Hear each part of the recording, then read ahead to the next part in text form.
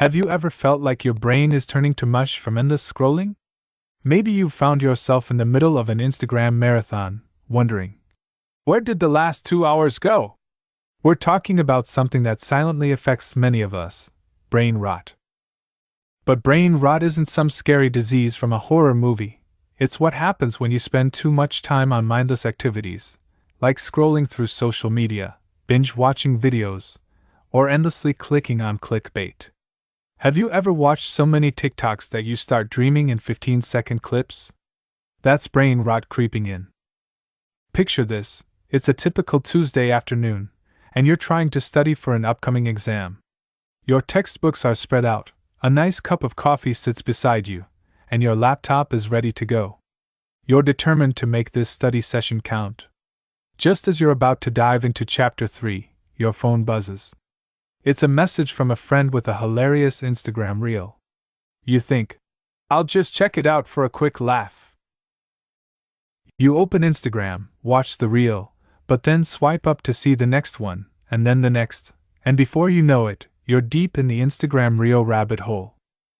You've watched a dancing dog, a cooking hack you'll never try, and a prank video that had you laughing uncontrollably. Time flies when you're having fun, right? You glance at the clock and realize an hour has passed. 1 whole hour. Your textbooks are still untouched, the coffee is now cold, and you can't even remember what you were supposed to be studying in the first place. That's brain rot in action. You try to get back into the study groove, but it's hard to focus.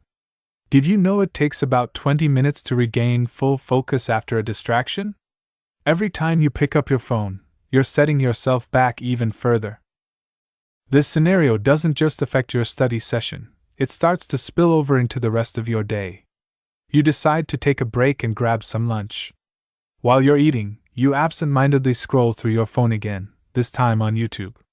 By the time you finish lunch, another hour has passed. You were supposed to go for a jog to clear your mind and get some exercise, but now you're feeling sluggish and unmotivated. You decide to skip the jog and just relax on the couch.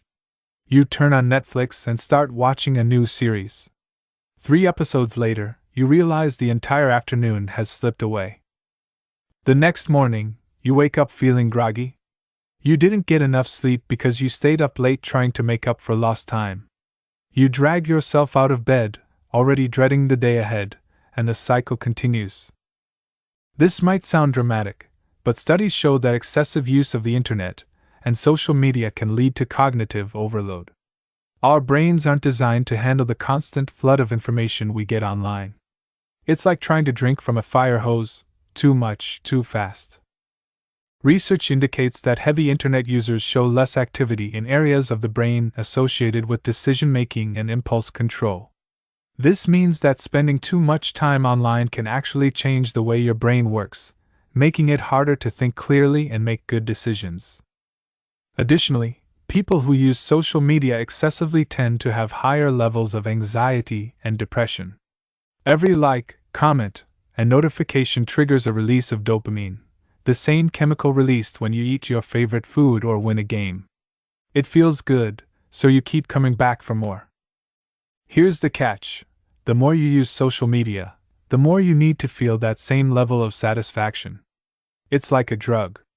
Over time, your brain gets used to the constant dopamine hits, and you start needing more and more to feel the same effect.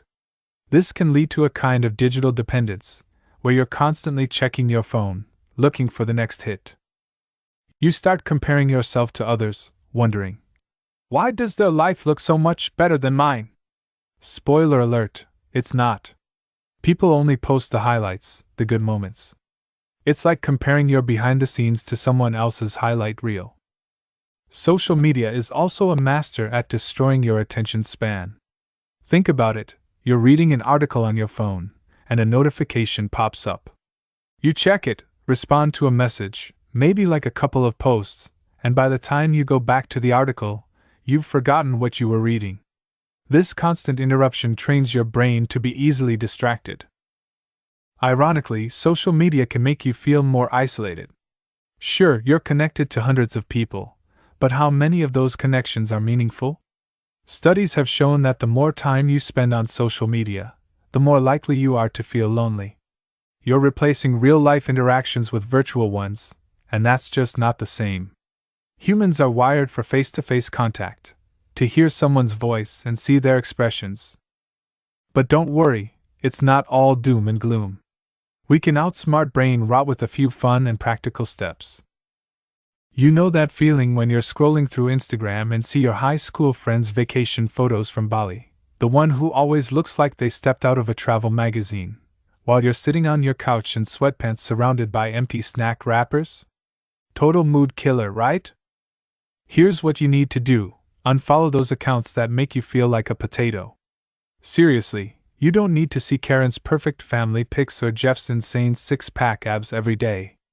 Instead, fill your feed with stuff that actually makes you happy. Call a friend, go for a walk, join a club, or do things that make you feel connected. Imagine this: you're at a coffee shop, and instead of being glued to your phone, you strike up a conversation with the person next to you. Maybe they're reading the same book you love, or they have a cute dog with them. Instant connection, right? Or how about joining a local club? Sure, it might feel a bit awkward at first, like the first day of school all over again, but soon enough, you'll look forward to these meetings, sharing laughs and making new memories. Trust me, social media can't replace the feeling of a real human connection. Remember the last time you had a deep conversation with a friend over coffee? That feeling of truly being understood and connected? You won't get that from liking a post or sharing a meme. Engage in activities that require your full attention and bring you joy, like reading a book, playing a sport, or picking up a new hobby. Anyway, that's all for today. Thanks for watching. Love you guys.